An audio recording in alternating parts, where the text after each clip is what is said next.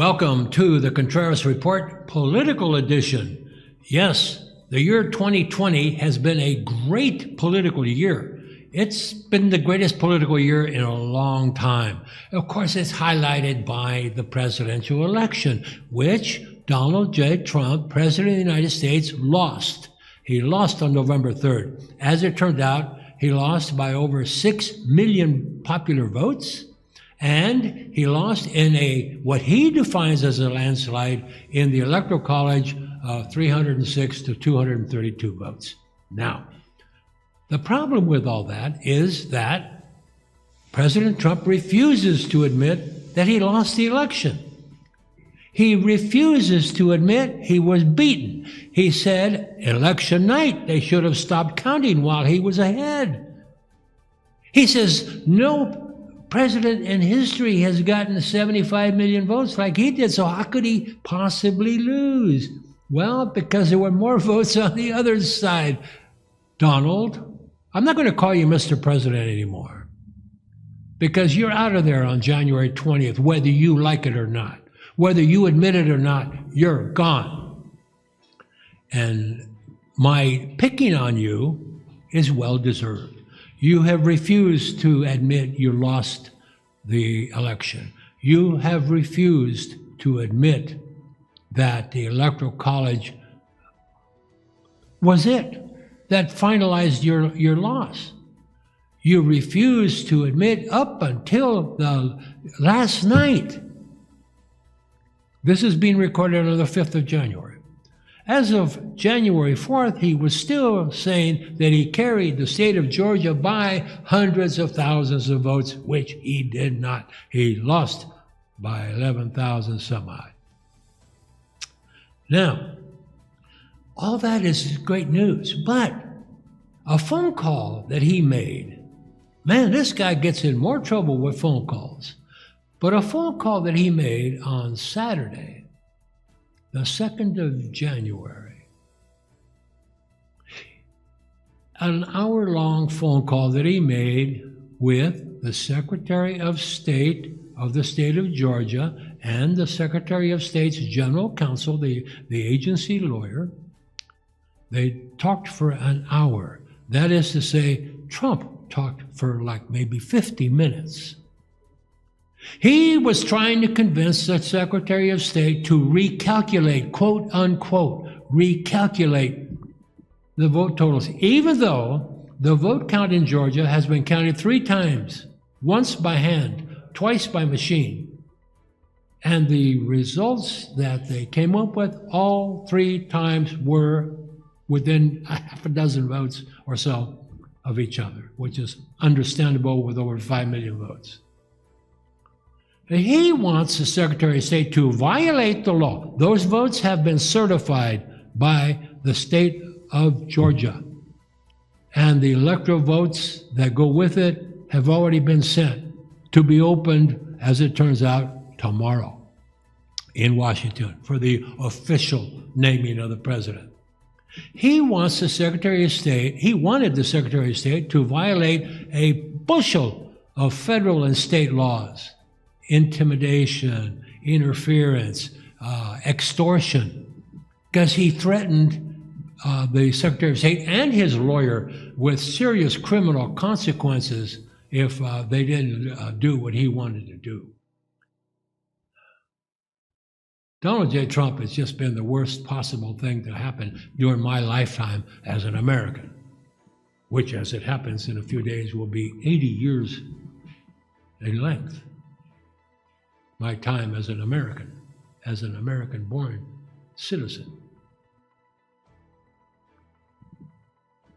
The idea that the United States president is acting like a Panamanian dictator is beyond imagination. It's beyond imagination. Who would have ever thought that a natural-born U.S. citizen who inherited millions and millions of dollars, whose father paid a salary, Donald a salary when he was just 2 years old of several $100,000. A man who who pays his own daughter a handsome salary, plus adds on top of it $700,000 in consulting fees to Bottle Blonde, who has roots so bad I can see him from 3,000 miles away. And who I was in Azerbaijan one time, and I ran across a Slick City style magazine in which there was a feature article on the Trump Tower being built in Azerbaijan. And there was Ivanka Trump wearing a little plastic engineer's helmet, touring the high-rise, the uncompleted high-rise, like she was a big engineer or something.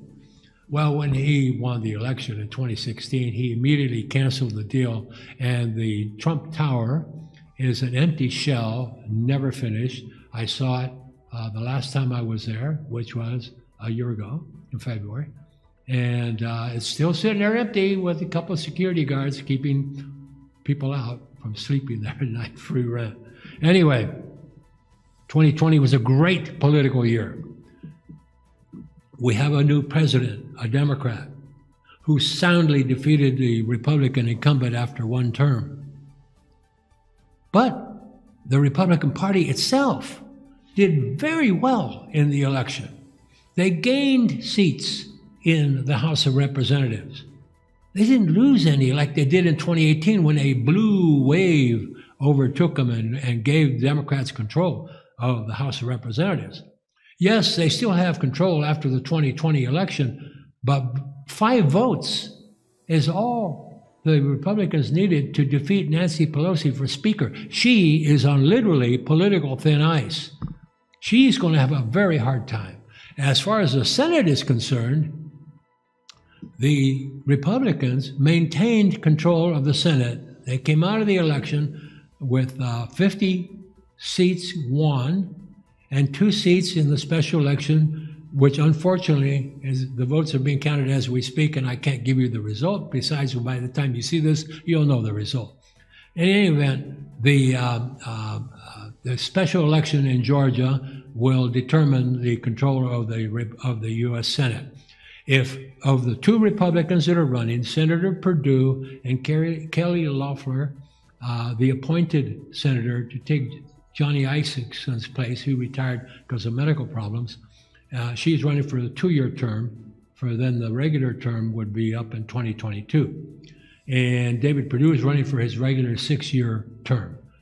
Now, Perdue won the general election, but he didn't win the office because they have a stupid law in Georgia that you have to get 50% plus 1 to win any election.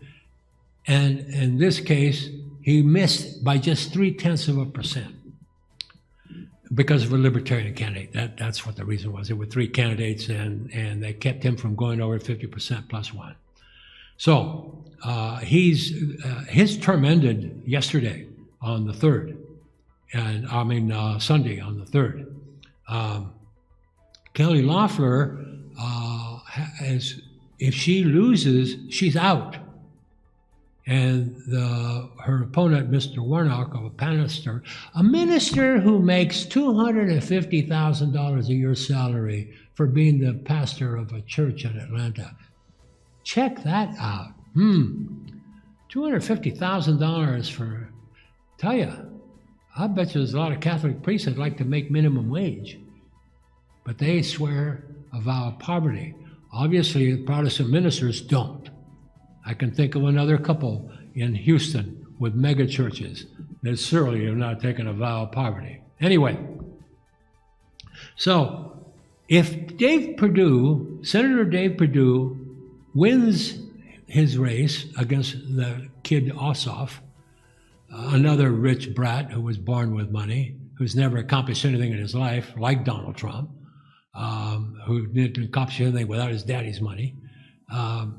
So if Perdue wins, then the Republicans will keep control of the Senate with 51 votes, and McConnell will be the leader. If Loeffler wins also, or if Loeffler wins and Perdue loses, then they would still have 51 votes. If both of them win, at which every Republican in a runoff election has won for the past 20 years in Georgia, if both Republicans win, then the Republicans will have 52 senators. That is sufficient enough to get many things done in the Senate, or to keep things from being done. In other words, Joe Biden, President of the United States, would have a very difficult time nominating people who are idiots and shouldn't be nominated for cabinet officers or what have you, or passing legislation that is over the top, that is left-wing, too left-wing for the United States of America. So personally, I'm rooting for the two, at least one of the Republicans to win. I prefer two.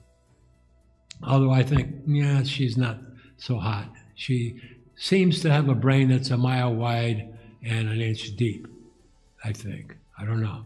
There are others, though, that are popping up in the Senate that are drawing some attention. Josh Hawley, who I supported when he ran against Claire McCaskill in Missouri 2 years ago for the U.S. Senate.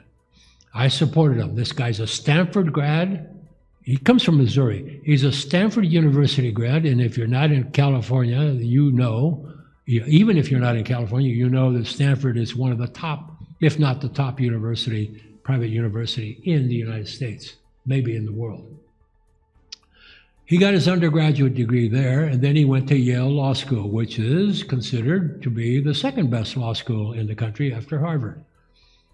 And yet, this guy is acting like a country bumpkin. Now, I can't tell if he's, right now, as I speak, whether he's going to go through with this, but he said the other day that he would object to the electoral votes being cast by at least one state that Donald Trump is talking about and stole the election from him.